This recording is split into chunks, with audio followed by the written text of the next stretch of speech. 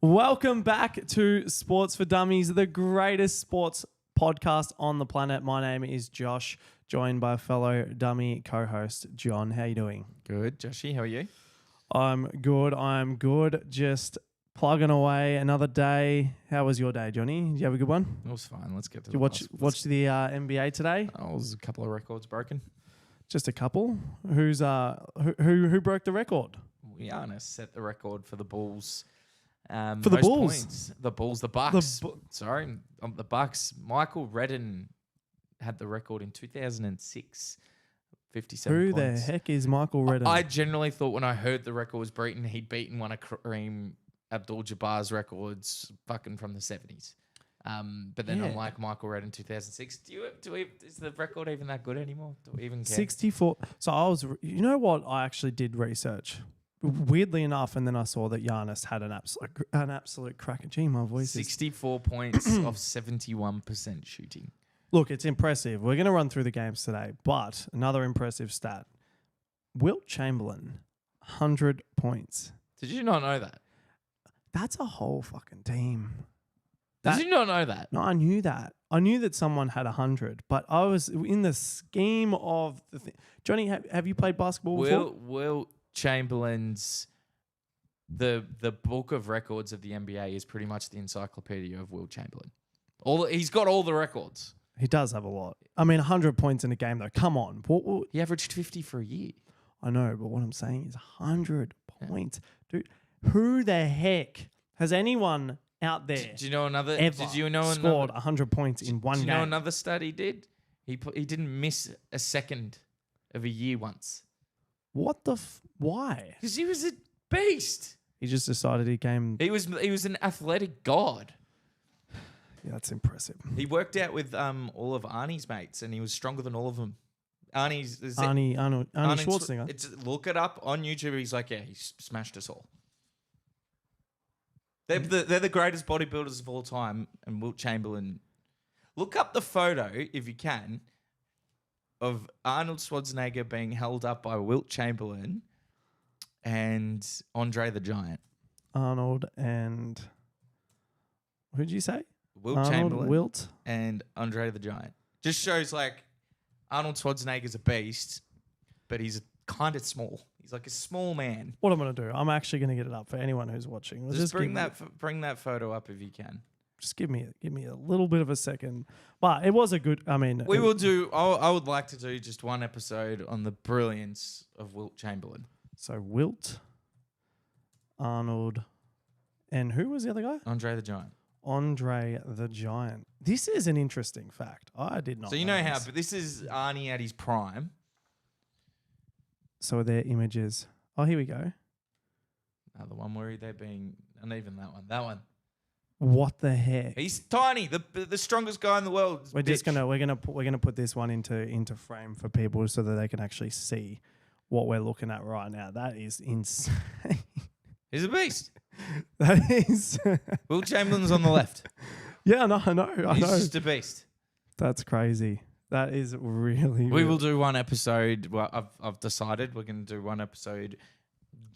I'm just going to talk about Wilt Chamberlain and give you an education on one of the greatest athletes of all time. No, fair enough. That sounds good to me. I'm not going to complain with that one.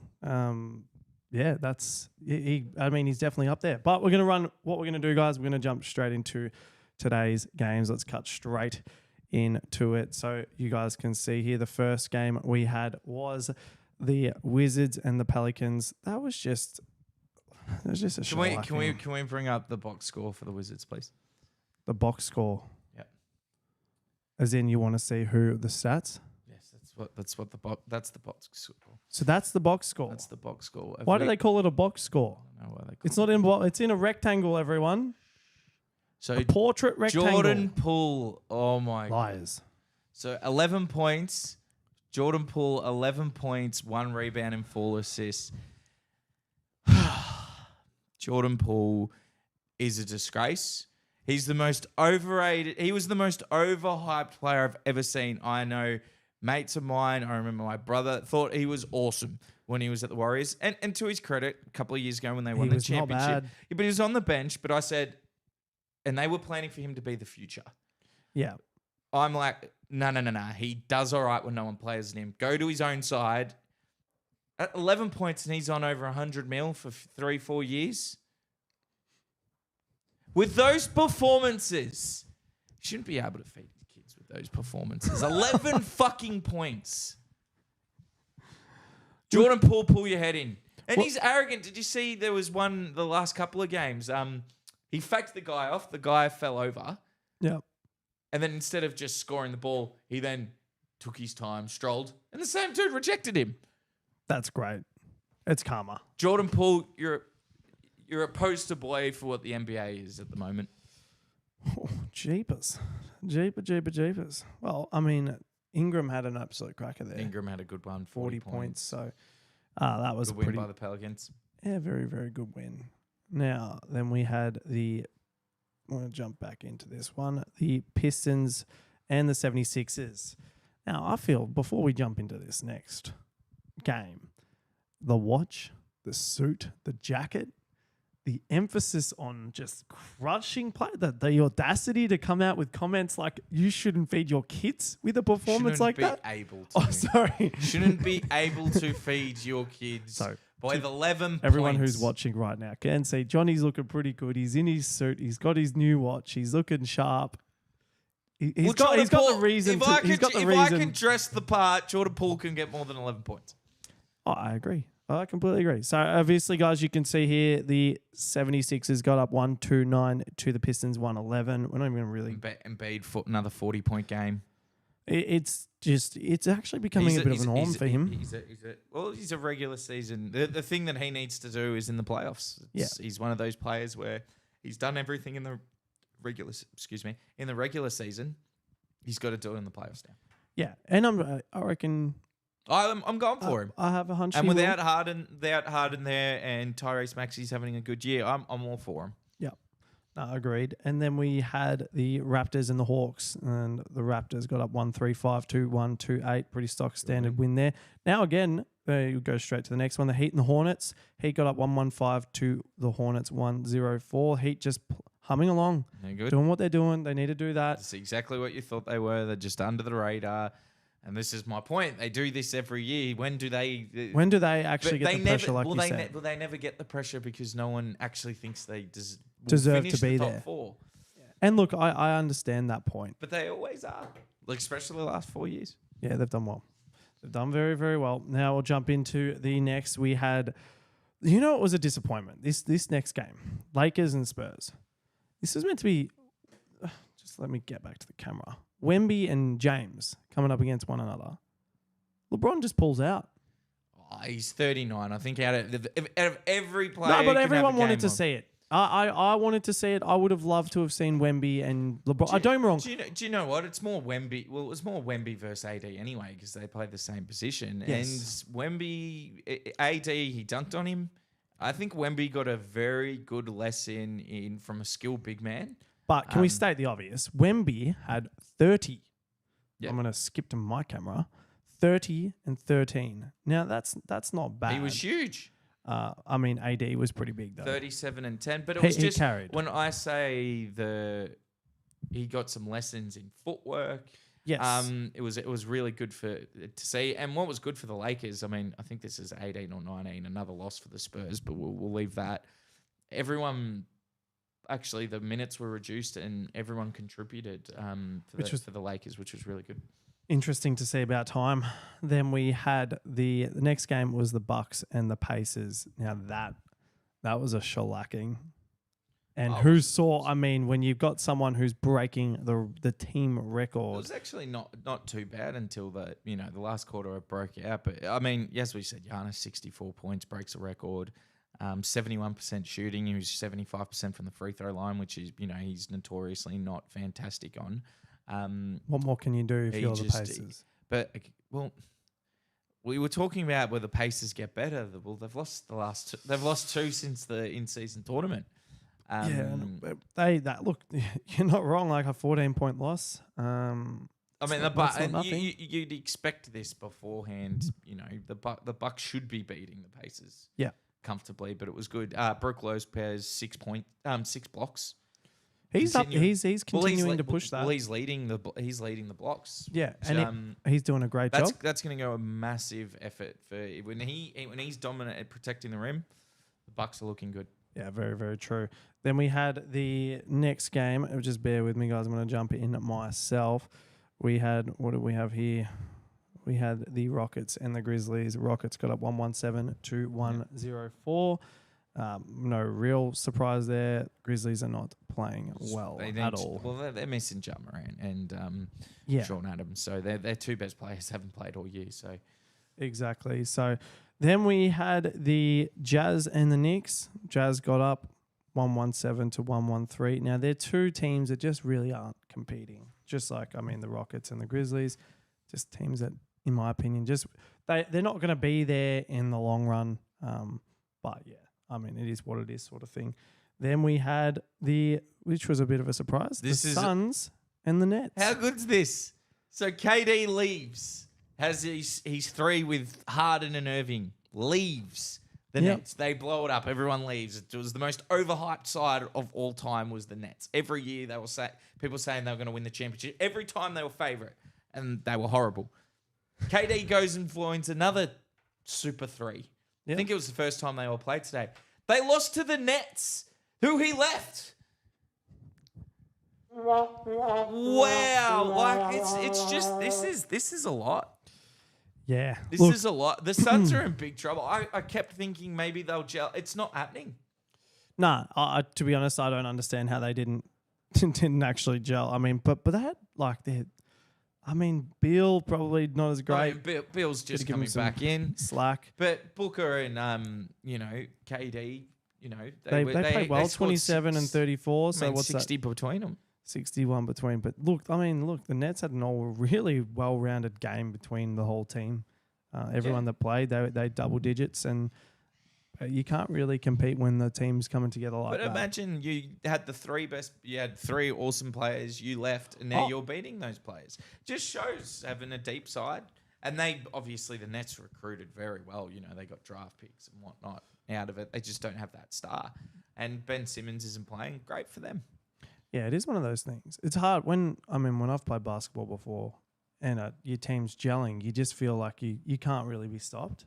But it is one of those things when when not everyone's together, it's a hard slog. I've never played, professional basketball, but it is I can dunk a 10-foot ring. I have done that. I'm proud of this. I've seen you do it. I'm proud. I'm very proud of this. This is an accomplishment of the highest order. I have seen you do it. Yes. Anyway, we're going to jump in. Considering Giannis has absolutely nailed a 50-plus game for the season of 2023 and 2024, he'd actually already done it prior as well. We wanted to go through there's 4 players who have done it this year to have played a 50-point game. There's one, no surprise here, Joel Embiid. So does that really surprise you? No. No, not at all. Tyrese Maxey. Yep.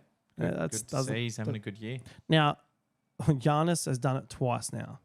So he did it earlier in November, and then he's done it again. The one that surprises me is Zach LaVine. That is a very interesting because I think he's been very ordinary this year.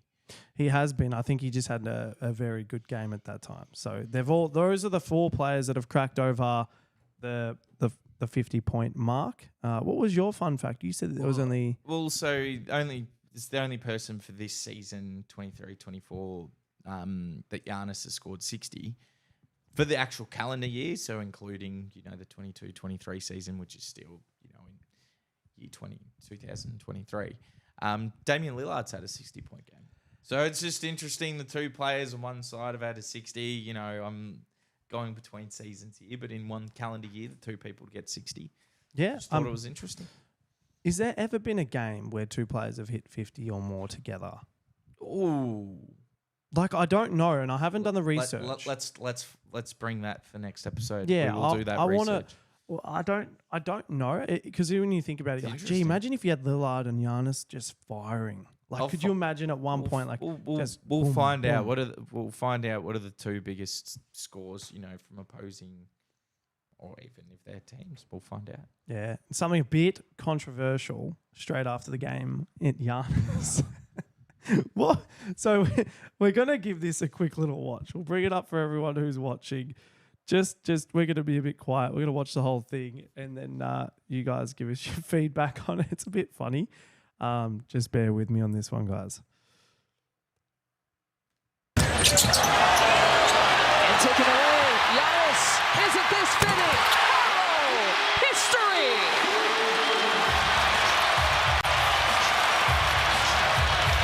64 points for Giannis. And the final bucket for him.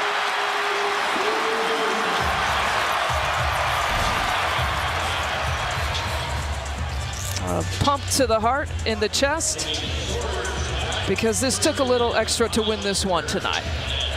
Something's going on in the corner over here.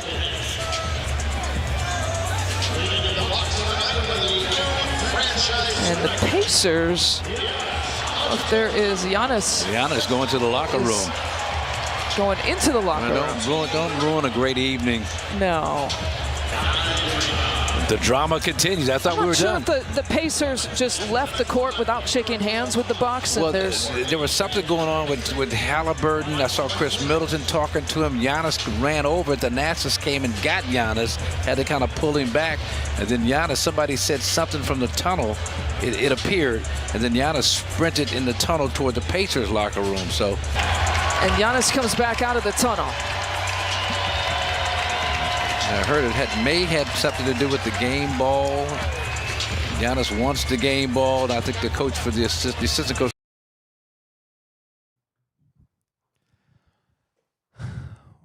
That's just weird. Do you know it's disappointing? It's very consistent with the modern day NBA player. Just about me, very dramatic and self-obsessed. Not from Giannis. It's a fucking game ball. Like, grow the fuck up, please. So when I saw it, and anyone who kept watching, like, jump on it, he gets so pissed off, and you're like, dude, this accolade's gonna stay forever. Like, I get it if it was a championship ball and you'd had the MVP and you played amazing and you wanted that ball. This is just a ball for you to have. You mate this. Like, and I think who did they give it to in the end? I think they gave it to this guy who scored his first bucket. So we don't. I think that's a room. So Giannis did get a ball. he reckons he claims he reckons it's not the same. It's a brand new one, and he can tell the similarities with it, which is fair. Yeah, but I think one of the Pacers guys, can't remember, got his first bucket, so they gave it to him. I don't know why you would even give him the ball either. Yeah. This is all a bit ridiculous. I think, guys, NBA players, just grow the fuck up. Like, you are very much prima donnas. No one gives a shit. Well, think about it, right? They're paid so much money. Which means they think that they're better than, in their mind, in the outer world, that they're better than. But the accolades for the things, like, come on, guys. Like, they don't need what? You're going to walk into their house and go, oh, this was the game that I scored 64 against the points Pacers. Against the Pacers. Of all teams, come on. If it was if it was a championship game, and they'd score, and it was just a championship game, he won. Fucking oath, 100%. But I thought it was a bit pathetic. Not a great thing for. Come on, Giannis, you were really good there. Let's move on. Yeah. Well, anyway, guys, I think this one wraps it up. We're only doing like 20-minute bloody podcast at the moment. It feels so bloody short, guys. If you want to listen to more. Well, one, we don't really have much more to talk about, but suggest some things in the comments. Like, at the end of the day, it'd be good. So anyway, we're going to wrap this one up. Thank you for watching. See you guys. See you guys in the next one. Like, subscribe. The bell. Just ring the fucking bell. Ring the fucking bell. Do we have a bell here? Goodbye, everybody. See you guys. See ya.